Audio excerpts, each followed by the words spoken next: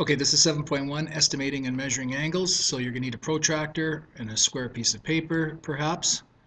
Okay, so let's do some try these. The three angles in triangle ARE, you can see A, R, and E, form a straight line which measures, well, all the angles, all three of them, 1, 2, 3, inside a triangle, always add up to 180 degrees, something you've already learned from circle geometry in grade 9.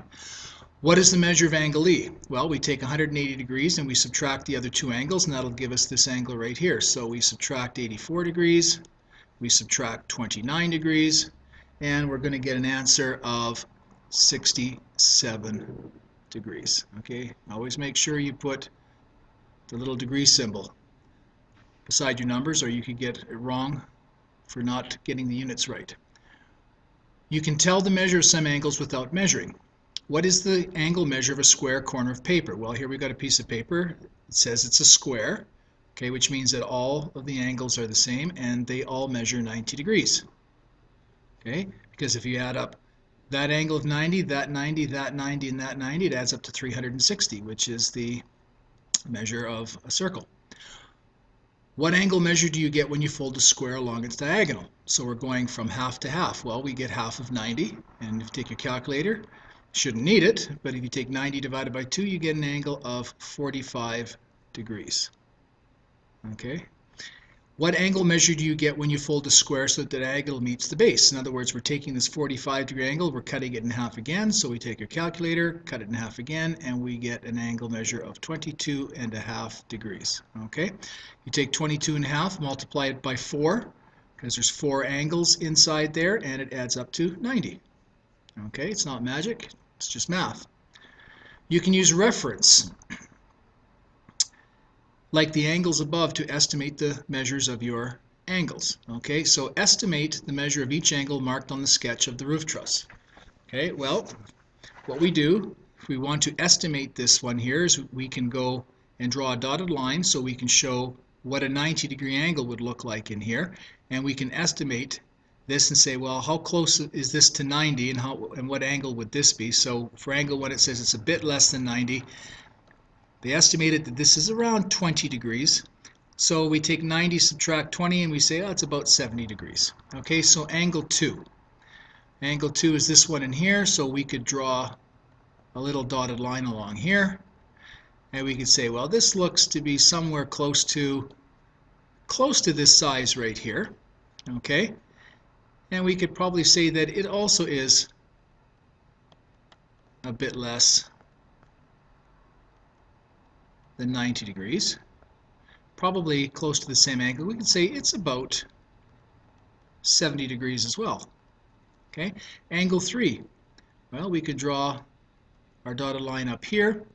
We know that this is 90 degrees. 45 degrees would be about half of that. So you can see there's 45 degrees.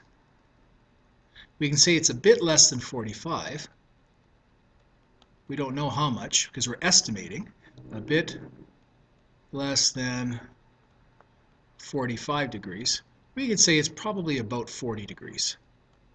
Okay, so you don't need a protractor sometimes if you're just estimating angles. So it's about 40 degrees. And over here you can see the solution to doing that is draw a dotted line like I already did, show the angle to be 90 or 180, and then you estimate it. Okay? And that's exactly what we did. Example number 2. What is the measure of the reflex angle at the peak of the roof truss? Well, the reflex angle is this angle right here. Okay? And what is its measure? Well, we don't really know, but we do know that a straight line measures 180 degrees. So if I was to take a ruler and I was to draw a dotted line here, and I know that this angle is 180 degrees. So if I wanted to add this one and this one, they're both, looks like they're both the same, I could estimate that this is probably somewhere close to maybe about 20 degrees. I'm just estimating. I don't know exactly. Okay, but we could take the protractor and we could look. Okay, so take your protractor. I'll bet you we're really close to 20 degrees there. So we extend the arm to form a straight edge. We measure the acute angle in the arc using a protractor and add it to 180. So 180 plus 20 plus 20, and 20 plus 20 is 40. So we get an angle of 220 degrees. Okay. And I think if you take your protractor, you're going to find that I'm pretty close to 20 degrees there. All right, so solution number 2. We could work the other way. We could just measure the obtuse angle using the protractor. Okay, and so once we measure that angle there, in here, this is the obtuse angle inside here. If we know that the full circle is 360, if we subtract that angle that we measure in here from 360, we're going to get hopefully the same answer as that. So I'm going to measure that angle, and I get a measure of, on my protractor, of 140 degrees when I put it on here. I can't show you how I do it on here because I can't put the protractor on here. Okay, but you can do that yourself. Subtract that measure from the total number of degrees around a point, so 360 subtract 140, and look at that, we get an answer of 220 degrees. Same answer as above here. Okay, so there's 2 ways you can do it.